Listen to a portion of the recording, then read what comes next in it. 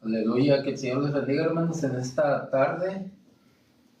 Pues una vez más, por la misericordia de Dios, estamos compartiendo la palabra.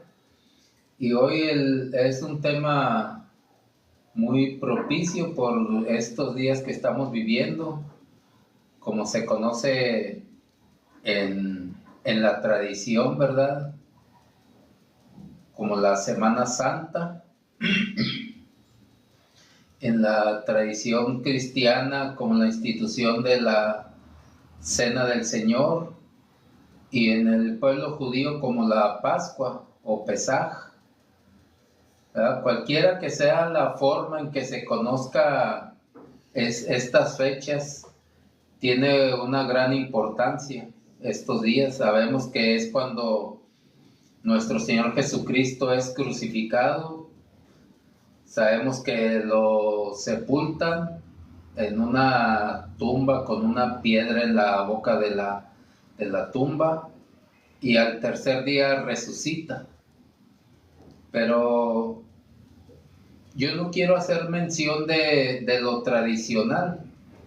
Sabemos que en la iglesia tradicional se habla de las estaciones, ¿verdad?, que tuvo el Señor Jesucristo en el recorrido del Calvario, y las tres caídas. Y sabemos que en muchas iglesias cristianas también se ha instituido una tradición que es las 7 palabras, que muchos las pueden estar festejando el día de hoy, si tienen culto, el día de ayer, viernes, o el día jueves, o el día de mañana, domingo. Muchas iglesias cristianas usan esta tradición de las 7 palabras, pero hay veces que todas esas tradiciones solamente lo vuelven al hombre sentimental, ¿verdad? Sabemos que las tradiciones humanas no cambian la vida del hombre. Y lo digo porque así es.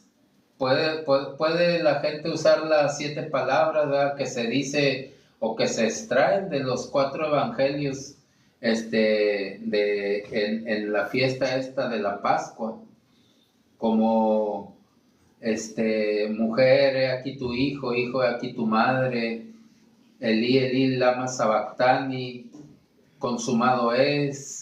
Esas 7 palabras que se usan en la tradición cristiana, pues hay veces que aunque sepan los pastores, y lo digo porque es muy juzgada la tradición católica, ¿verdad? Sobre todo por las estaciones esas que hasta yo recuerdo cuando yo iba a las misas, cuando yo era católico, que había representaciones de las diferentes estaciones cuando el recorrido del Calvario, unos dibujos en cuadros, el Señor Jesucristo cargando la cruz. No recuerdo cuántas estaciones eran exactamente, creo que unas de 11 a 13 por ahí, y las 3 caídas que sufre el Señor Jesucristo en ese recorrido. Pero sabemos que esa la instituye un fraile franciscano. Esa tradición de las estaciones y las 3 caídas del Señor Jesucristo las instituye un fraile franciscano. Y ahora las que se usan más en la tradición, y porque es una tradición, en la tradición cristiana de las 7 palabras, esa la instituye un sacerdote jesuita. Esta ya más para acá por el 1600 y algo, ya si alguien lo quiere verificar, ahí en Google sale todo. ¿Quién instituye estas tradiciones? Son tradiciones meramente católicas, y no que sean malas, no son malas, pero no cambian al mundo, ni cambian la espiritualidad de la gente, porque si fuera así, ¿cuántas veces las tradiciones no celebran esta institución. ¿Cuántas iglesias no celebran, hablando del cristianismo, las 7 palabras? Y vemos muy poco cambio. Si hay una sensibilidad en el alma de, ay, pobrecito el Señor Jesucristo, lo que sufrió, inclusive hasta con la película La Pasión de Cristo de Mel Gibson, gente ha llegado hasta llorar de ver. Realmente se dice que esa película está lo más acercado que le pasó al Señor Jesucristo en el pretorio y en el recorrido al Calvario. Y vemos ahí en esa película a un Señor Jesucristo desgarrado por los látigos romanos que tenían unas puntas de plomo como con agujas que desgarraban la piel. Y vemos realmente que el suplicio del Señor Jesucristo está mejor evidenciado que en cualquier tradición. Y se cree que esa película de la Pasión de Cristo es lo más acercado que le pasó a nuestro Señor Jesucristo cuando estuvo en el pretorio, ahí siendo latigueado y vituperado, y cuando salió al Calvario. Y todo eso puede sensibilizar el sentimiento de una persona. Pero realmente, ¿cuál es el cambio? ¿O cuál es el cambio en las iglesias cristianas? Y digo en las iglesias cristianas porque nosotros decimos que salimos de la tradición católica para mejorar en la vida cristiana. Y muchos sí es así, pero otros todavía están batallando. Y se acercan estas fechas y es cuando el hombre, la persona se sensibiliza. Pero si fuera de ahí no hay un cambio verdadero, todo fue unos días de sensibilización humana o de sentimiento almático. No pasó de ahí. Pero vamos a ver textos que ya conocemos, pero también vamos a ver unos que no se tratan o casi no se tratan de lo que realmente es la Pascua.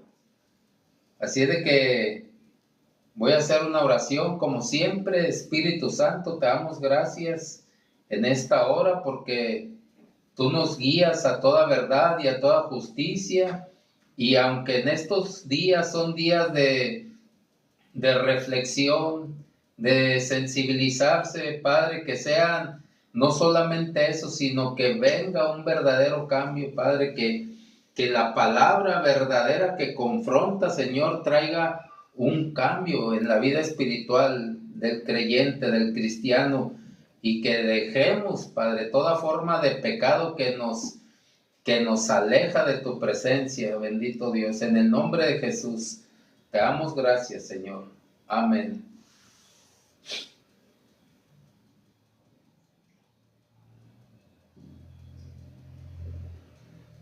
Como decía, vamos a ver unos puntos, quizá ya conocidos, pero traen confrontamiento, que realmente eso es lo que debe de haber en la palabra de Dios. La palabra de Dios nos trae bendición, pero también nos trae un confrontamiento. Y voy a dar lectura, van a ser algunos versos.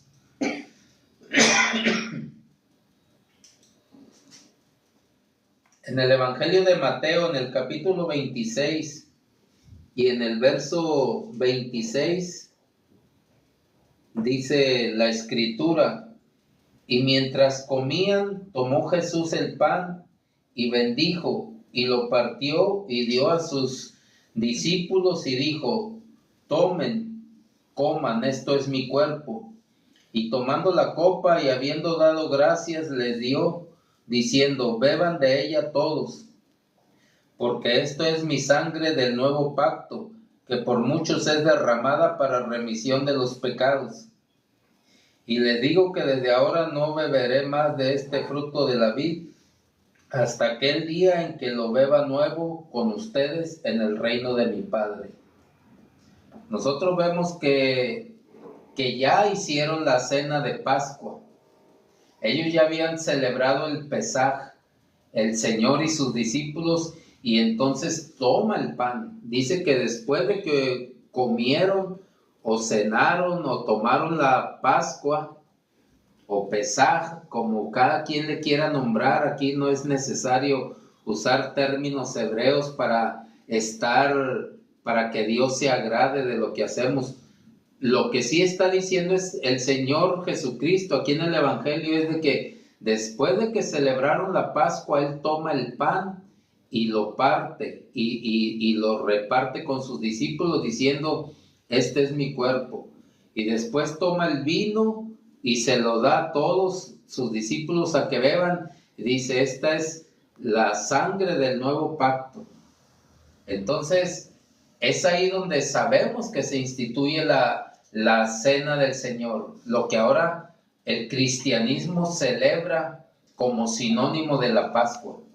Porque si quisiéramos celebrar la Pascua para agradar a Dios, difícilmente tendría una familia para matar un cordero o matar un chivo y juntar todos los elementos, las legumbres, todo lo que se preparaba, la salsa dulce para los elementos.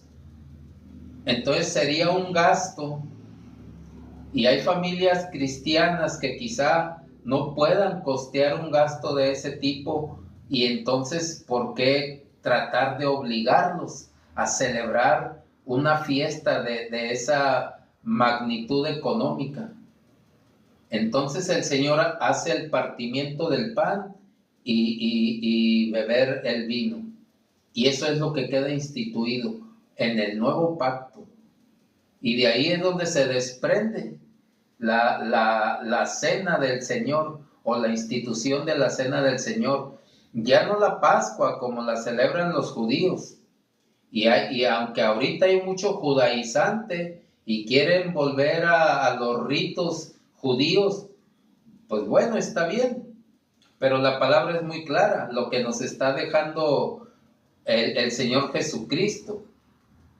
Pero sabemos que esto se empieza a instituir en la iglesia del primer siglo. Pero nosotros vemos que el mayor representante de la iglesia cristiana es el apóstol Pablo. No es el apóstol Pedro, no es el apóstol Santiago. Dice el apóstol Pablo, porque yo como perito arquitecto. Entonces, él tiene, el apóstol Pablo, el diseño de la iglesia. No, como digo, no el apóstol Pedro, no el apóstol Santiago. Y el apóstol Pablo tenía esa gran labor de corregir todas las anomalías en las iglesias que él iba fundando, que él iba instituyendo a lo largo del Mediterráneo, en toda la cultura griega, y llegamos a la ciudad de Corinto. Yo creo que una de las ciudades más corrompidas por las cartas del apóstol Pablo, lo que había, lo que se vivía, lo que se practicaba. Tan es así que dice en el capítulo 5 de Primera de Corintios, y aquí está hablando de un caso de inmoralidad juzgado. Tiene el título del capítulo 5. Y nosotros sabemos cuál es ese caso de inmoralidad. El que es cristiano y ya tiene un año o más de un año sabe de qué trata este capítulo 5, el caso de inmoralidad juzgado. Dice, pero vean lo que hace el apóstol Pablo. En el verso 5 dice, el tal sea entregado a Satanás para destrucción de la carne. ¿Quién? El que estaba practicando ese pecado. Dice, a fin de que el espíritu sea salvo en el día del Señor. Y vemos que el apóstol Pablo no hace otra acción de estas más que en este capítulo 5 de Corintios, y en ninguna otra iglesia, aunque había pecado de este tipo, no lo juzga así. Pero vamos a ver por qué el apóstol Pablo está juzgando así, entregando a un hombre a Satanás para que su espíritu sea salvo cuando se manifieste el Señor Jesucristo. Es lo que está diciendo. Dice: el tal sea entregado a Satanás para destrucción de la carne, a fin de que el espíritu sea salvo en el día del Señor. Dice: no es buena vuestra jactancia. Mire, no les parecía malo el pecado que había ahí. Le dice el apóstol Pablo a los Corintios: no es buena vuestra jactancia. ¿No saben que un poco de levadura leuda toda la masa? Dice: límpiense pues de la vieja levadura, para que sea nueva masa sin levadura como son. Porque nuestra Pascua, ahí es donde entra la Pascua, porque nuestra Pascua, que es Cristo, ya fue sacrificada por nosotros. Entonces, ¿qué relación tiene este caso que está juzgando el apóstol Pablo con la Pascua? Quiere decir que esta comunidad de Corinto celebraban la cena del Señor, celebraban la Pascua, y ya estaba este hombre practicando ese pecado. Y cuando se da cuenta el apóstol Pablo, ¿qué dice? Ustedes se jactan de lo que está haciendo, y no es buena esa jactancia. Entonces, cuando el pecado se normaliza en las iglesias cristianas y después celebran la Pascua, hay cuenta que todos son deudores, todos están participando del mismo pecado. Les está diciendo el apóstol Pablo: no es buena vuestra jactancia. Y se da cuenta y dice: a ese yo ya lo entregué a Satanás, porque está participando de la cena del Señor, y todos lo ven como un hecho normal, como lo vemos ahorita en nuestros días, el pecado normalizado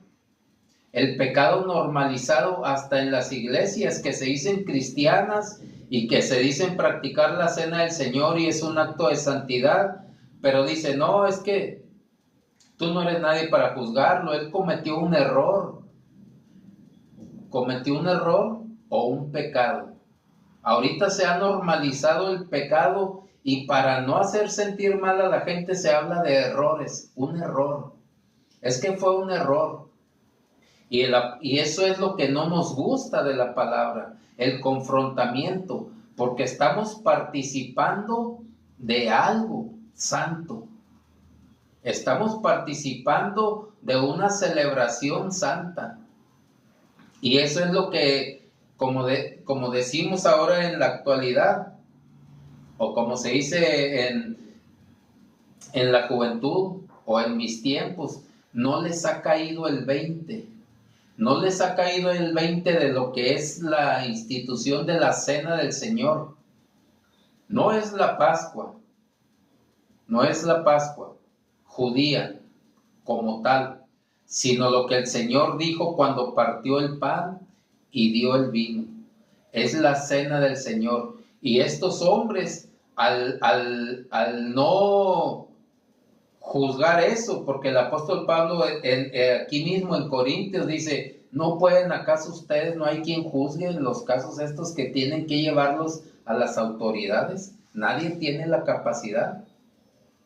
Entonces, este hombre debió haber sido juzgado antes y dejarlo excluido de la participación de la cena, para que todos vieran que no era cualquier cosa participar de la cena del Señor, para que todos supieran y entendieran que participar de la cena del Señor es algo santo, es algo que tienes que hacerlo con reverencia, con respeto. Pero estos hombres andaban como si nada, se hicieron partícipes de la actitud de ese hombre, al decirle el apóstol Pablo: ustedes también tienen levadura en su cuerpo, en su mente. Y entonces el apóstol Pablo toma esa decisión drástica, sí, extrema, entregar al hombre a Satanás. Y a veces decimos, y se debaten estos versículos, no, pues que el apóstol Pablo, que esto, que lo otro, que si estuvo bien, que si estuvo mal. Lo que no hemos visto, porque se detienen mucho en esto de que el apóstol Pablo lo entregó a Satanás, pero no llegamos hasta el versículo clave donde dice, porque nuestra Pascua. Ese es el versículo clave, por eso lo está entregando a Satanás. Dice, límpiense pues de la vieja levadura para que sean nueva masa. O sea que en la mente ellos permitían eso y había una levadura vieja. Dice, para que sean nueva masa, sin levadura como son, porque nuestra Pascua, que es Cristo, ya fue sacrificada por nosotros. Entonces la gente debate, fue muy injusto el apóstol Pablo, ¿qué tanta autoridad pueda tener un hombre para entregar a otro a Satanás? Pero no llegamos al versículo clave, que estaban participando indignamente de la cena del Señor. Y todo eso estaba provocando que todos participaran de lo mismo y todos estaban con levadura vieja, con pecados en la mente. ¿Quién sabe qué más harían los hombres en Corintios si permitían que ese hombre tuviera la mujer de su padre, que no era su madrastra, ni su mamá menos, pero era la mujer de su padre? Pablo lo entrega a Satanás, porque esa actitud de ese hombre estaba pervirtiendo y corrompiendo la mente de los demás, y el apóstol Pablo le dice, ustedes son una masa con levadura, límpiense para que sea nueva masa, porque participan de la cena del Señor. Entonces, ahorita, por decir, pues, una borrachera no es nada. Me emborraché, me fumé un cigarrillo, me tomé unas copas. No, eso no es nada. El Señor me perdona. Pero sí, eso se normaliza en la mente del que practica tales cosas. Que al cabo después vengo a la cena del Señor y no pasa nada. Sí pasa. Dice el apóstol Pablo, dice en Primera de Corintios, aquí mismo en Corintios, en el capítulo 11, en el verso 27, de manera que cualquiera que come este pan o bebiera esta copa del Señor indignamente será culpado del cuerpo y de la sangre del Señor. Este capítulo 5 viene a repercutir hasta el capítulo 11. Dice que todo el que bebiera indignamente será culpable del cuerpo del Señor. En el capítulo 5 todos eran culpables del cuerpo del Señor, porque el apóstol Pablo les está diciendo, ustedes traen levadura, ustedes deben de ser una masa nueva, no una masa vieja con los conceptos del mundo.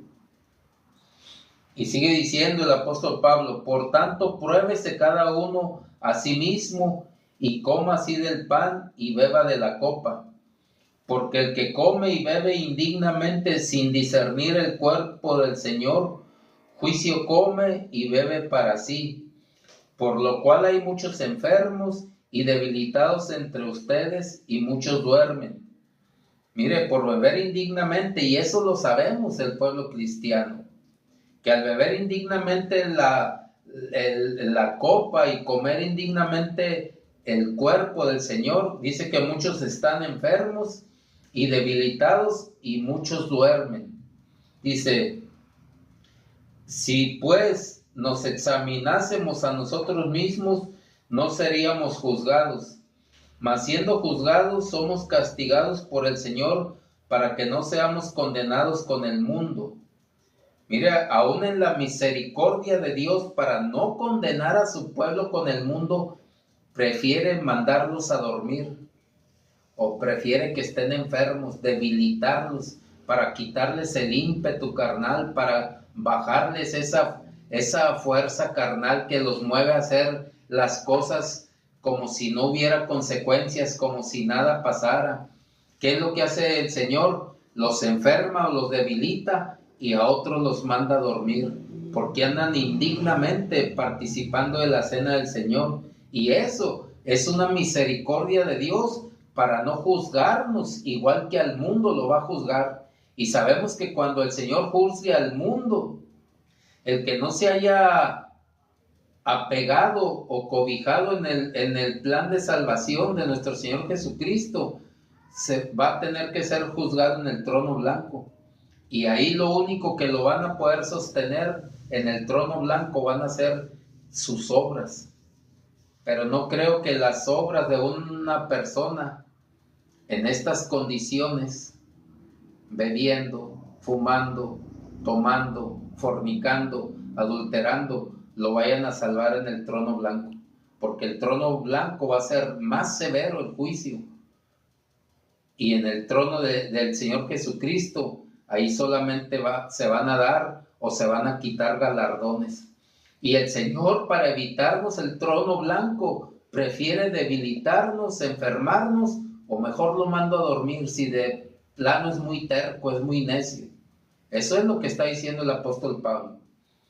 Dice: así que, hermanos míos, cuando se reúnan a comer, espérense unos a otros. Si alguno tuviera hambre, coma en su casa, para que no se reúnan para juicio. Las demás cosas las pondré en orden cuando yo fuere. Hasta en la comida se fijaban. Este sí trajo, aquel no trajo, este siempre viene de gorra, este siempre viene de atenido, este nunca pone ni siquiera un refresco. Todas esas murmuraciones y críticas que se daban en las reuniones del Señor son las que se dan en la actualidad. Y si en una iglesia no se da eso, qué bueno, gracias a Dios, gloria a Dios, porque estamos aprendiendo que esa institución de la cena del Señor es algo santo, es algo que debe transformar nuestras vidas. Entonces el apóstol Pablo, por ser el perito arquitecto de la iglesia, él tenía el diseño para ir estructurando la iglesia del Señor Jesucristo, a tal grado que él dice: yo soy el arquitecto, yo tengo los planos, a mí me dieron el diseño en la iglesia. Y podrá ser que muchos digan: no, pues puede ser una exageración, hombre. Pero no es una exageración.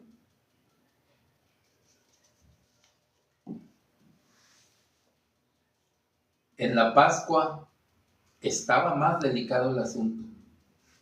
En la Pascua judía.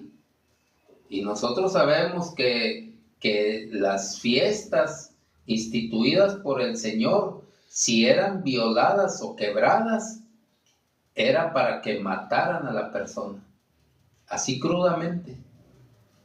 Y aquí el Señor siempre está dando tiempo. Pero vamos a ver en qué nos ayuda a nosotros la Pascua.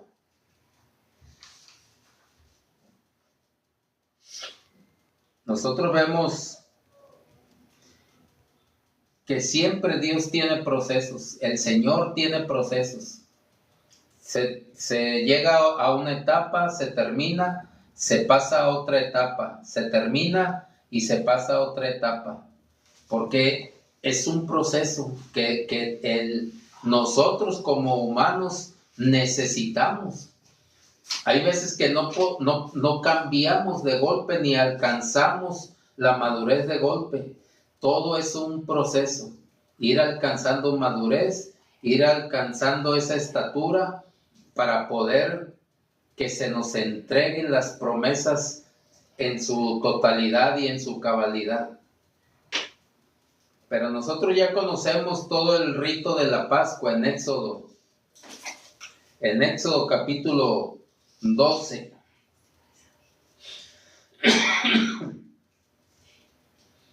Dice en el capítulo 12 del verso 21, dice: y Moisés convocó a todos los ancianos de Israel y les dijo: saquen y tomen corderos por vuestras familias y sacrifiquen la Pascua, que es lo que no hacemos ahora. ¿Cuánto vale un cordero? ¿O cuánto vale un cabrito? ¿Verdad? Quizá para muchas familias sería muy difícil comprar eso en estos tiempos. Dice: y tomen un manojo de hisopo y mójenlo en la sangre que estará en un lebrillo, y unten el dintel y los 2 postes con la sangre que estará en el lebrillo, y ninguno de ustedes salga de las puertas de su casa hasta la mañana, porque Jehová pasará hiriendo a los egipcios, y cuando vea la sangre en el dintel y en los 2 postes, pasará Jehová aquella puerta y no dejará entrar al heridor en vuestras casas para herir. ¿Qué es lo que hace la Pascua de Egipto? Te libra de la muerte. Dice que la sangre del cordero tenía que ser puesta en los dinteles de las puertas y en los postes y en las ventanas, para que el heridor o el ángel destructor o el ángel de la muerte, cuando pasara a juzgar a Egipto en sus primogénitos, no fuera alcanzado el pueblo de Israel. ¿Por qué hace Dios esto? ¿Por qué lo hace? Nosotros sabemos que antes de esta última plaga de los primogénitos ya había herido el Señor con 9 plagas anteriores, y Faraón se endureció más y no los dejaba salir de Egipto. Y entonces en esta última plaga de los primogénitos, sabía Dios que había personas en Israel que como quiera cometían pecados y practicaban pecados. Sino, ¿qué caso tiene? Dice la palabra misma que el Señor conoce a los suyos. La palabra misma lo dice. Entonces, ¿por qué poner una señal? Si el Señor conoce a los suyos. ¿Por qué? Porque después de 430 años de esclavitud, el pueblo estaba desesperado, el pueblo estaba desmoralizado, y ellos también. Y sabemos, después cuando salen de Egipto, que había ya una mentalidad perversa en el pueblo de Israel. Entonces, ¿para qué era la sangre? Para librar al mismo Israel del juicio de Egipto. Por eso la condición era: pon la sangre, pero no salgas de la casa. Y cuando yo vea la sangre en las puertas o en las ventanas, el destructor o el ángel de la muerte pasará de largo. Porque si no tuvieran la señal, hubiera pasado por todo Egipto y donde estaba establecido el pueblo de Israel, que era en la provincia de Gosén. Hubiera pasado por ahí, y a saber cuántos hubieran muerto israelitas, porque también estaban practicando el pecado. Entonces, la sangre del cordero nos libra. Eso es cuando nosotros salimos de Egipto, cuando nos convertimos al Señor, que aceptamos el pacto en la cruz del Calvario que hizo nuestro Señor Jesucristo. Ese derramamiento de sangre a nosotros nos protegió, y el acusador ya no más tuvo que enseñorearse de nosotros, sino que esa sangre, siendo pecadores nosotros, esa sangre santa del Señor Jesucristo nos libró de la muerte. Eso es lo que hizo el Padre Jehová en Egipto. Dijo: yo sé que hay mucho pecado ya en Israel, en mi pueblo, y para librarlos tuvo que poner esa señal de sangre en Egipto para poderlo sacar de Egipto. Entonces, Ese es el primer proceso de la Pascua, que la sangre nos libra de la acusación del pecado y nos libra de la muerte. Esa es la primera manifestación de la Pascua que nosotros vemos en las Escrituras, la que libró a Israel de la muerte y lo sacó de Egipto. Y ese es el primer proceso para nosotros, que la sangre de nuestro Señor Jesucristo nos libró de nuestros pecados y nos saca de la vida de Egipto, de la vida de estar practicando el pecado. Pero no todo termina ahí, ni ahí se termina el proceso. Bueno, fuera que ahí se termina el proceso, pero muchos se quedan ahí. Muchos están todavía en la esclavitud, muchos están todavía atrapados en las costumbres del mundo, muchos están todavía retenidos en ese rol de vida del mundo, que el Señor Jesucristo quiere sacar, quiere librar, pero hay veces como que ya se acostumbró la gente, y muchas veces decimos, no, pues así lo quiso Dios. No, Dios quiere poner el sello de su sangre. Él quiere poner esa protección de sangre, pero nosotros tenemos que meternos bajo ese sello y no salir hasta que pase el destructor, y entonces poder ser librados de Egipto. Y ese es el primer proceso de la Pascua, porque nosotros vemos todavía aquí en Números,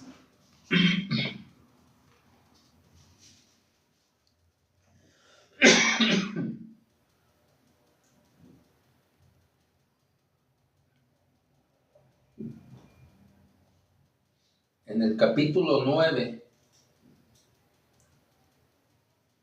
de Números, dice aquí celebración de la Pascua. Dice, habló Jehová a Moisés en el desierto de Sinaí, en el segundo año de su salida de la tierra de Egipto, en el mes primero, diciendo, los hijos de Israel celebrarán la Pascua a su tiempo. El 14º día de este mes, entre las 2 tardes, la celebrarán a su tiempo, conforme a todos los ritos y costumbres, y conforme a todas sus leyes, la celebrarán.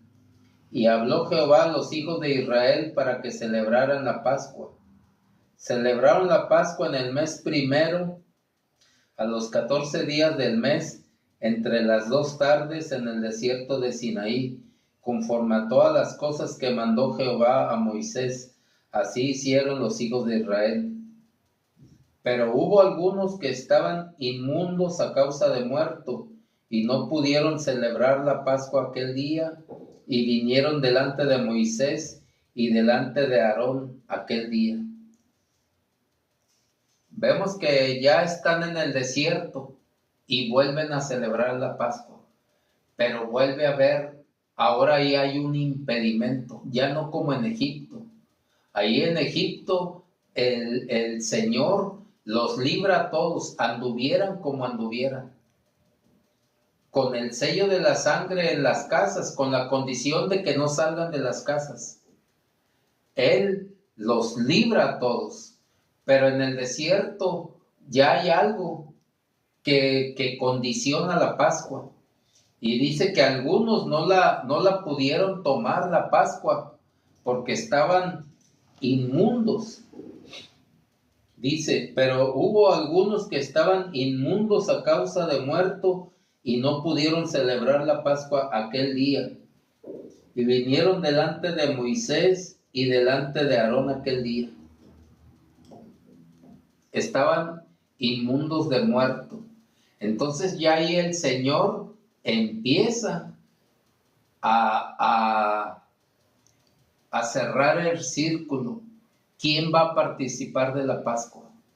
Está bien, en Egipto todos participaron, anduvieran como anduvieran, ya con la mentalidad de esclavos, porque ya tenían 430 años de esclavitud en Egipto.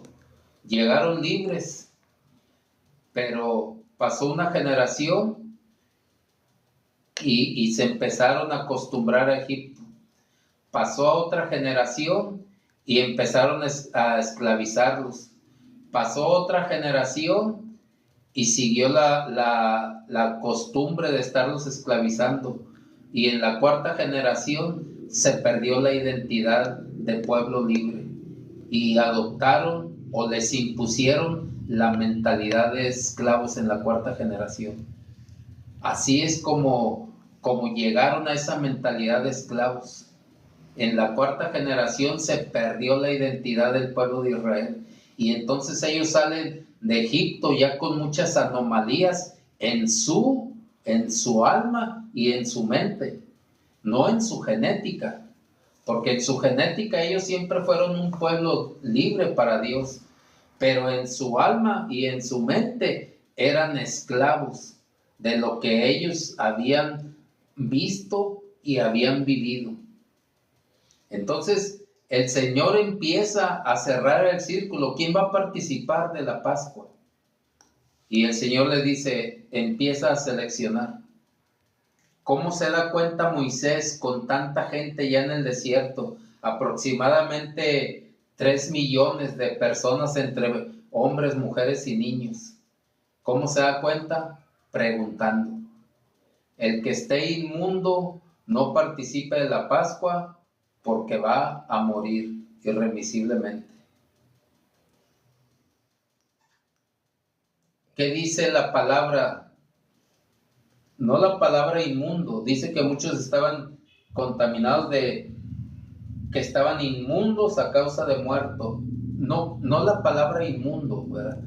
¿Qué dice el Strong de la palabra muerto? Esta palabra que usa el Strong para decir muerto es la misma palabra que se usa para alma, que quiere decir nefesh. Es la misma palabra. Entonces, ¿qué quiere? Pero esta palabra nefesh se refiere a la mente, al alma y al cuerpo. Entonces, ¿qué quiere decir? Que ellos estaban muertos en su mente. Traían pecados arrastrando de Egipto. Estaban muertos en su cuerpo. Condiciones de pecado en el cuerpo. Nosotros vemos que cuando llegan y lo vemos en películas, como se hacen, cuando llegan al mar, empiezan a decir, para eso nos sacaste de Egipto, para matarnos aquí en el mar, para ahogarnos. Miren la primera queja, después de que salieron de Egipto. ¿Por qué? Porque venían con su mentalidad muerta. Porque esta palabra nefesh significa mente o corporal o cuerpo. Entonces, ¿qué quiere decir? Que ellos ya venían muertos en su mente de Egipto y le dicen a Moisés, ¿para eso nos sacaste? ¿Para matarnos aquí en el mar? ¿Para ahogarnos? Y conocemos la historia bíblica, que pasan el mar en seco, pero cruzando el mar, la primer queja, ¿cuál fue? Las aguas amargas de Mara. Para eso nos sacaste de Egipto, para matarnos con estas aguas amargas. Y entonces dice que endulzaron las aguas. Entonces empieza a haber quejas de inconformidad, de amargura. Criticaron a Moisés, Aarón y María y les vino lepra. Coré, Datán y Abiram se rebelaron y los tragó vivos la tierra cuando se abrió. Entonces, en el desierto empieza a salir la condición del hombre y no se puede celebrar la Pascua si hay una mentalidad muerta, como hay ahorita en la actualidad, mentalidades muertas en el cristiano, diciendo y criticando y engañando y mintiendo. Y aún así practican la Pascua. Ahorita me arrepiento y me pongo a cuentas. Pues qué bueno. Pero sigue la misma condición porque hay una mentalidad de esclavo todavía. Hay una mentalidad atrapada en la costumbre del mundo. Hay una mentalidad ligada todavía al movimiento del mundo. Entonces, no se puede así participar de la cena del Señor porque no hace efecto la cena del Señor. Y sabemos en la vida cristiana que cuando uno participa de esa institución de la cena del Señor, al participar dignamente, como dice el apóstol Pablo, participa dignamente, no indignamente. Cuando participa uno dignamente, eso nos ayuda todavía más el Señor a ser cambiados y transformados. Pero si se hace indignamente, no hay una transformación porque está la mentalidad muerta. Hay áreas de la mente muertas, hay áreas del alma muertas, como la rebeldía, la crítica, la amargura, el juzgar mal. Querían el ministerio de Moisés, Aarón y María. ¿A poco nada más Jehová habla por Moisés? Ya te fijaste la mujer cusita que tomó. ¿A poco nada más Jehová habla por Moisés, poniendo en tela de duda el ministerio de Moisés? Todo eso había en el desierto y aún así Dios les daba la oportunidad. Diles, pregunta, el que esté inmundo, de muerto, que no participe. Y entonces, ¿cómo te das cuenta si hay inmundo de muerto? Preguntando. ¿Sigues pecando? Al que es mentiroso, que dice, no, yo no voy a echar mentiras. ¿Sigue siendo mentiroso? Pues a veces. Y en las iglesias a veces no se les puede impedir eso, porque se espanta la gente. Pues qué delicado. Se me salió, fue una mentira piadosa. Mentiras piadosas, las mentiras son del diablo. Dice que el diablo es mentiroso y padre de mentira. ¿Qué mentiras piadosas puede decir el diablo? Entonces, no hay mentiras piadosas. ¿Sigues transeando, hijo? Hay muchos que transean todavía en el Evangelio. ¿Sigues transeando, hijo mío? Diría Moisés.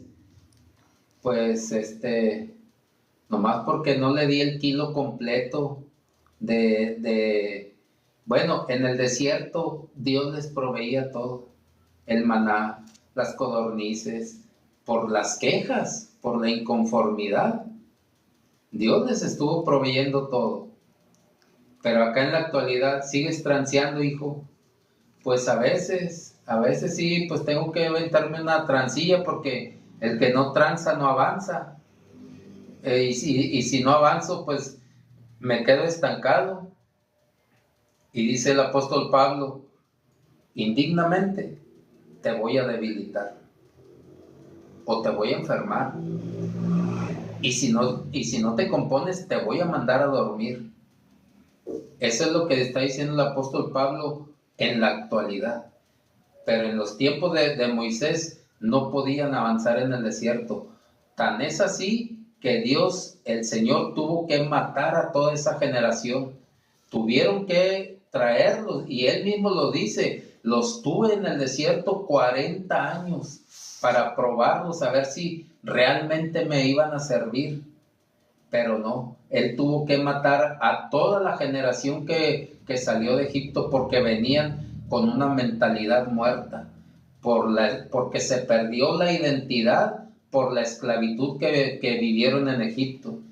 Y hoy está pasando lo mismo. Hay mentalidades muertas que no quieren dejar las costumbres de Egipto o del mundo, pero tampoco avanzan y están en el desierto. Y eso es peligroso. Por la misericordia de Dios no nos falta nada, no le falta nada en el desierto.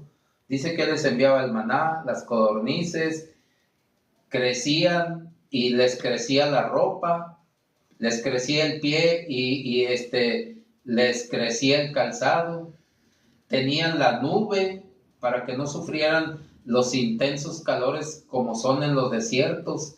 Tenían la columna de fuego para que no sufrieran los intensos fríos que también se dan en los desiertos. temperaturas de bajo cero en ciertos desiertos. Entonces, por la misericordia de Dios tenían todo eso, pero con una mentalidad muerta, con cosas del cuerpo, actitudes del cuerpo muertas, de las que hoy mismo están pasando en la iglesia del Señor Jesucristo. Pero la gente, como los corintios en el capítulo 5, se ha normalizado todo eso. Fue un error que cometió el hermano, fue un error que cometió la hermana, y se ha normalizado el pecado, que todos se convierten partícipes de eso. Cuando el apóstol Pablo dice, yo ya lo entregué a Satanás porque no se convierte y porque no está bien lo que está haciendo y está contaminando a todos en la mente. Si de por sí que de Egipto venimos con una mentalidad muerta y el Espíritu Santo tiene que reestructurar y renovarnos en nuestro pensamiento y en nuestro entendimiento. Ahora permitiendo cosas y situaciones de pecado, normalizándolo, diciendo fue un error. Menos la gente va a estar estancada en su pecado y no va a avanzar y hasta puede morir en el desierto y decir, ¿por qué me está pasando esto? Dice el apóstol Pablo, escudriñate bien. Hay iglesias que una vez por mes hacen la administración de la cena del Señor, pero digo, hay veces que se vuelve costumbre y siguen pecando igual, siguen los mismos comportamientos. Entonces, ¿de qué sirve? ¿De qué sirve ministrar la cena del Señor? Pero vamos a ver el último ciclo de la Pascua, al menos aquí, cuando ya entran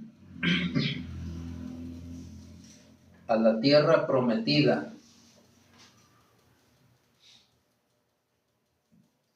Aquí ya está hablando en el libro de Josué, en el capítulo 5. Nosotros vemos que cuando muere la generación, cuando muere la generación vieja, esclava en su mente, sale la generación nueva. Y hasta que no murió el último, entonces el Señor le dice a Moisés, encamínalos al Jordán. Y entonces en el Jordán, ahí abre el Jordán y pasa todo el pueblo a través del Jordán a Canaán, la tierra prometida. Y dice aquí en el libro de Josué, en el capítulo 5, y cuando acabaron de circuncidar a toda la gente, se quedaron en el mismo lugar en el campamento hasta que sanaron. Y Jehová dijo a Josué, hoy he quitado de ustedes la opresión de Egipto, por lo cual el nombre de aquel lugar fue llamado Gilgal hasta hoy. Y los hijos de Israel acamparon en Gilgal y celebraron la Pascua a los 14 días del mes por la tarde en los llanos de Jericó. Al otro día de la Pascua comieron del fruto de la tierra los panes sin levadura y en el mismo día espigas nuevas tostadas. Y el maná cesó el día siguiente, después que comenzaron a comer del fruto de la tierra, y los hijos de Israel nunca más tuvieron maná, sino que comieron de los frutos de la tierra de Canaán aquel año. Pasa todo el proceso del desierto, muere la generación, y entonces viene el proceso de la tierra prometida. Pero ¿cuál era la condición? Circuncídalos a todos. Circuncida a esta nueva generación que va a entrar a la tierra prometida. El apóstol Pablo dice que la circuncisión nada vale si el corazón está sin circuncidar. Dice que la verdadera circuncisión es la del corazón. Y porque el Señor Jesucristo también lo dice, porque del corazón salen todos los malos pensamientos, adulterio, fornicación, robo, avaricias, homicidios, todo eso sale del corazón. Entonces, para poder entrar a la nueva administración de la tierra prometida, hay que circuncidar el corazón. Y dice, hoy he quitado la opresión de Egipto. Pero ¿cómo quitar la opresión de Egipto si ya hacía 40 años que habían salido de Egipto? ¿Cuál era la opresión de Egipto? Las actitudes de la generación vieja, los comportamientos de la generación vieja que todavía los gobernaban. Por eso, cuando murió el último de esa generación, que los circuncidan, dice el Señor, ahora les he quitado la opresión de Egipto, pero si ya no estaban en Egipto, hacía 40 años que habían salido. Pero todas esas actitudes, mentalidad muerta, actitudes de pecado que venían arrastrando los padres de los que iban a entrar a Canaán, o los que entraron a Canaán porque ya habían cruzado el Jordán, ellos traían la opresión de sus padres por sus comportamientos, por su mentalidad muerta. Y ellos mismos se sentían oprimidos por esas actitudes. Por eso cuando les circuncidan a ellos físicamente, el Señor los libera de eso y empieza con una nueva mentalidad en ellos. ¿Cómo?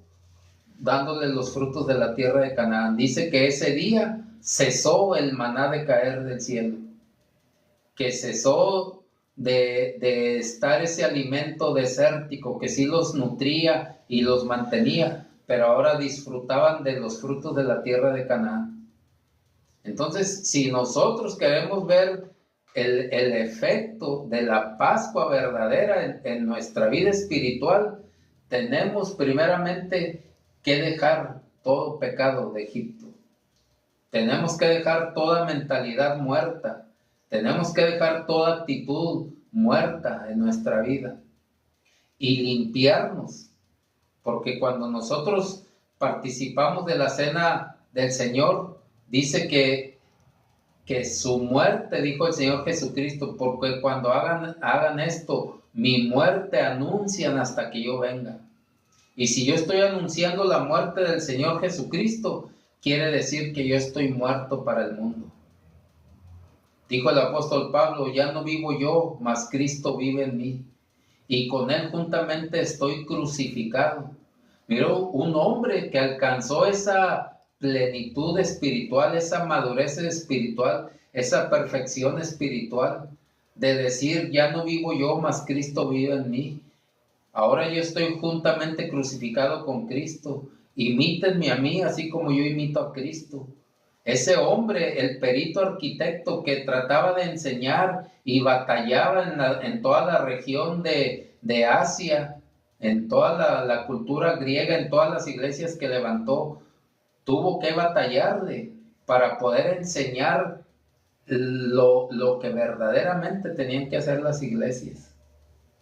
Entonces nosotros, si estamos participando de la cena del Señor, y yo digo, estoy anunciando la muerte del Señor con esta participación, quiere decir que yo estoy muriendo cada día. Y hay iglesias, como digo, que la practican cada mes, la cena del Señor, pero siguen iguales. Hay veces que no cambian. Es más, hay veces que las actitudes vienen siendo un poco más peores. ¿Cómo estás participando de la muerte del Señor y diciendo que estás muerto para el mundo, pero sigues practicando lo mismo de pecado, o sigues haciendo lo mismo? No vaya a ser que el Señor te debilite o te enferme o que te mande a dormir por estar participando indignamente, porque muchos se les ha enseñado, arrepiéntete ahorita que vas a participar, y luego ya tienes todo un mes para ir a hacer las mismas actitudes muertas de tu mente y de tu cuerpo, que de las cuales saliste de Egipto. Y en la cena del Señor te arrepientes y vuelves a hacer lo mismo en el mes. ¿De dónde anuncias tú la muerte del Señor? ¿O cómo es que dices que anuncias la muerte del Señor si se está más vivo para el pecado y para la carne? ¿O cómo podemos decir que estamos muertos para el pecado? Debemos de tener cuidado. Sí está bien que se digan las 7 palabras de Cristo: te crea un sentimiento de, ay, el Señor, y ¿eso te ha cambiado? ¿O solamente te sensibiliza en esta fecha? Lo que debemos de saber es realmente lo que significa la Cena del Señor, lo que significaba la Pascua y por qué Dios la prohibía, para no matarlos, por eso la prohibía. Y los que participaron en Egipto, para no matarlos con los pecados que cometían en Egipto, por eso le dijo, ponte la sangre, nosotros ya la tenemos puesta. Dijo, pero no salgas de la casa, no salgas otra vez al mundo, teniendo el sello de la sangre, porque te expones a que el destructor llegue a tu vida. Y eso ya no es parte de Dios. Y a veces la gente dice, ay, es que Dios, ¿por qué me haces pasar por esto? A lo mejor te saliste de la casa. Sí, la sangre estaba en la puerta y en los dinteles y en los postes de la puerta, pero te saliste de la casa, te saliste otra vez al mundo. O estás en la etapa del desierto, pero con la mentalidad muerta y actitudes del cuerpo muertas. Eso es lo que está pasando ahorita en las iglesias. Pero eso no lo quiere oír la iglesia, la palabra que confronta. Pero eso es lo único que verdaderamente puede hacer a la gente reaccionar y hacer que adopte una nueva conciencia de que tú estás anunciando la muerte del Señor, de que te estás poniendo como muerto para el mundo. Y al día siguiente, o pasado mañana, o dentro de una semana, vas y practicas los mismos pecados. No has muerto, no hemos muerto para el mundo. Así es de que esta institución es algo muy, muy delicado, porque es algo muy, muy espiritual, que aparentemente vemos solamente el pedacito de galleta o de pan, el vasito chiquito de jugo, y decimos, pues eso, bueno, voy a participar, ¿verdad? Si no, pues ¿qué va a decir la iglesia que ando de pecador? Es mejor que no participes si andas de pecador y si piensas seguir pecando el día de mañana o pasado mañana o la siguiente semana, es mejor que no participes y que pases esa vergüenza, pero que empieces a transformar tu vida metiéndote bajo la sangre del Cordero y ya no saliendo de la casa, ya no salgas al mundo. Deja y permite que el Espíritu Santo transforme y que le dé vida a esa mentalidad muerta y esas áreas muertas de tu cuerpo que dices que son las que te hacen batallar. Es que fui débil, hermano. Es que fui débil, hermana. Me ganó esto, me ganó aquello, me ganó lo otro. No hemos sido transformados porque no nos hemos dejado transformar. Así es de que más que 7 palabras es lo que realmente significa la Pascua para nosotros, los cristianos. La tradición ya tiene su registrado todo lo que tiene que hacer, su proceso, su movimiento. Y aún en las iglesias cristianas ya muchas cosas se están volviendo tradición. Apeguémonos a la palabra de Dios, a lo que dice la Biblia, y entonces el Espíritu Santo va a hacer algo cuando nosotros verdaderamente entendamos qué es lo que significaba la Pascua para los judíos, la institución que Jehová puso para su pueblo, que ahora el Señor Jesucristo dice el pan y el vino. No hay para un cabrito, no hay para un carnero, para sacrificar eso, el pan y el vino, pero hazlo dignamente. Si estás anunciando mi muerte, quiere decir que yo también estoy muerto. Y si estoy muerto, quiere decir que estoy muerto para el mundo, pero vivo para Cristo. Dijo el apóstol Pablo, ya no vivo yo, mas ahora Cristo vive en mí. Así es de que salgamos un poco de lo tradicional. Dejemos de momento las 7 palabras de lado.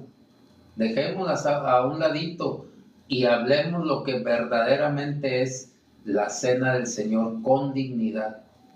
Aquí nos los muestra el Antiguo Testamento, en el Éxodo, en Números, en Josué, y en el Nuevo Testamento, Mateo 26, 26, Primera de Corintios, el primer caso drástico que el apóstol Pablo juzga, pero dice, ¿por qué? Porque la Pascua, que es nuestro Señor Jesucristo, ya fue sacrificada por nosotros.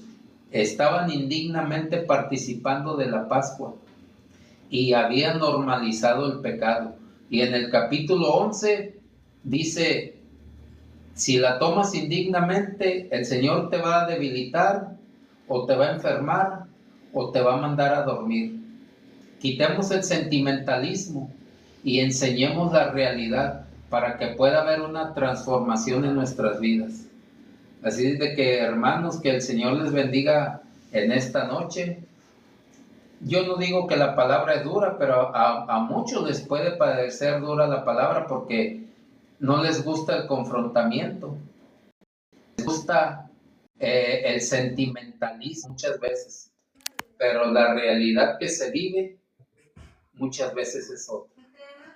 Y desgraciadamente una realidad de pecado, que en estos días dices, me arrepiento, pero después sigues tu vida normal de pecado, porque ya pasó la administración de la cena.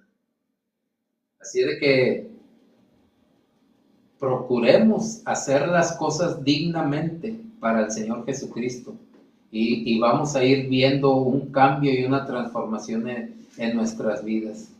Así de que el Señor les bendiga en esta noche, hermanos, y que comparta esta palabra. Quizá ya la oyó alguna vez, quizá no la ha oído, pero compártala, porque es la realidad que se está viviendo hoy en las iglesias que se dicen cristianas. No volteemos a la tradición católica, venimos de allá y sabemos que estos días eran días de pachanga, de salir a un día de campo, carne, cerveza y todo lo que lleva a esas festividades, ¿verdad? Así es de que busquemos la verdadera transformación a través de la palabra de nuestro Señor. Así es de que Dios les bendiga, hermanos, en esta noche.